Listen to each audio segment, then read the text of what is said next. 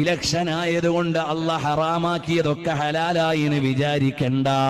50% പെണ്ണിന് സംവരണമുണ്ടെന്ന് കരുതി മതം നിഷിദ്ധമാക്കിയത് ഹലാലായിട്ടില്ല, വിലക്കിയത് ഹലാലായിട്ടില്ല.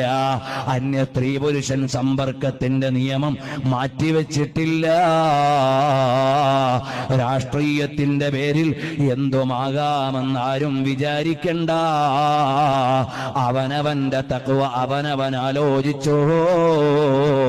നിന്റെ കൂടെ ഖബറിലേക്ക് വരാൻ, വോട്ട് പിടിക്കാൻ കൂടെ വരുന്ന നാട്ടുകാരില്ല. കൈപിടിച്ച് കൈപ്പത്തിയോ മറ്റു പത്തിയോ ഏത് പാർട്ടിയോ ഏത് മുദ്രയോ നിന്നെ ചേർത്താൻ നടക്കുന്നവര് നാളെ നിന്റെ കൂടെ ഖബറിൽ വരാനില്ല. വോട്ട് തന്നവരില്ല, വോട്ട് പിടിച്ചവരില്ല, കൂട്ടുപിടിച്ചവരില്ല, സ്ഥാനാർത്ഥിയാക്കിയവരില്ല.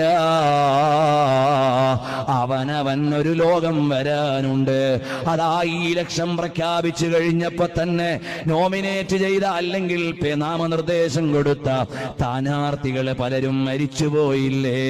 ഒരു സ്ഥാനാർത്ഥി തിരുവനന്തപുരത്ത് മരം വീണ് മരിച്ചു അത്രേ. എത്ര വലിയ സ്വപ്നത്തിലാണ് ഇറങ്ങിയത്. പടച്ചവന്റെ തീരുമാനം വന്നു, മത്സരിക്കണ്ട. ഇലക്ഷന്റെ കാലമാണ്.